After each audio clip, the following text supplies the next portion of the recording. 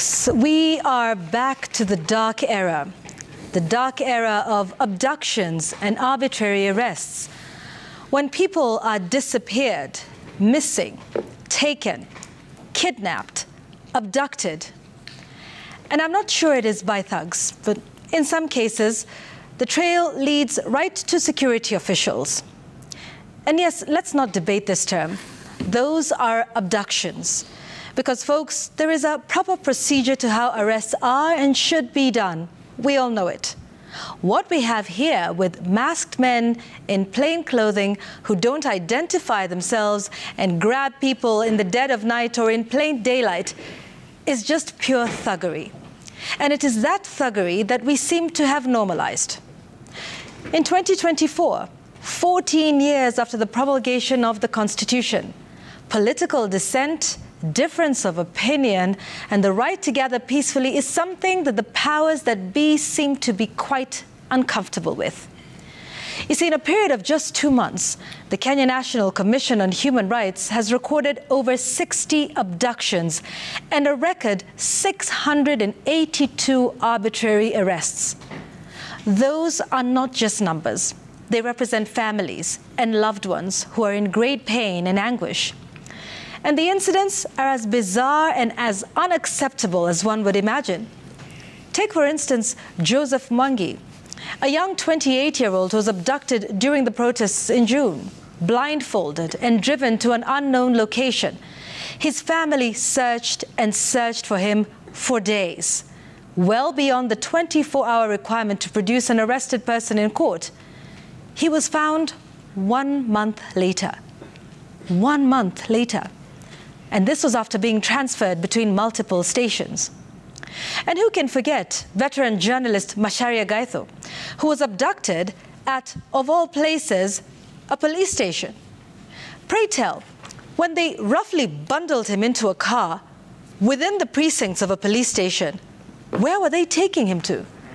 I mean, aren't suspects usually taken to a police station, being arrested, rather than away from one? And also, when in danger, don't you run to a police station for refuge, only to get abducted in one? Folks, isn't it interesting how people are abducted by unknown people, but found at police stations? I mean, are we to believe that these are thugs who are conducting these abductions, taking people, but then they take them to a police station? Isn't that curious? But yet, our security officials are much better at singing Shaggy's "It Wasn't Me" than the singer himself. DCI director, in a meeting with the Kenya Editors Guild, said that the DCI is not involved in the rampant kidnappings we've witnessed in the country. So how is it that people taken by masked men are released from police stations?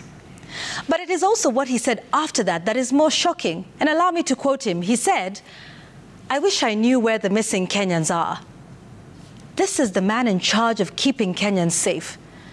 He doesn't know where the missing Kenyans are, and he wishes he did. So if he doesn't know where they are, who should? Now, I note that this statement was not followed by a promise to look into the kidnappings and find the missing and arrest those who are behind the kidnappings, because obviously it's not the police. But you have a rather helpless shrugging of the shoulders. And this denial, or even worse, the silence of the police in the wake of abductions, is most worrying and rather curious. Folks, you see, it's sort of starting to become normal for us to wake up every day in this country to a hashtag on social media saying "free so-and-so." Is it normal for us to be airing stories of missing persons abducted on an almost daily or weekly basis? Jamil Longton Hashim, Aslam Longton, Bob Njagi, where are they? Almost 2 weeks later. Are the police not the least bit concerned about their whereabouts? What of the court order to produce them in court? Where is the effort to find them and others who've been abducted? How far is the investigation into finding them and dozens of others? How many witnesses have they spoken to? What leads are they chasing? Do we have any updates on this, other than their categorical denial that they are not themselves involved? And why is this starting to become such a normal occurrence in Kenya now? So the police aren't behind it. They wish they knew who was. So now Tufanye? And just today, Mr. President, I'd like to address you. You made this promise, and I quote, "Under my administration, I do not want a situation where Kenyans disappear." Mr. President, you further said, "I want to promise the people of Kenya that under my administration, there will be no Kenyans in Rivayala or any other place." Well, Mr. President, we have Kware now, and there are families tonight who are missing their loved ones. Is this a promise you intend to keep?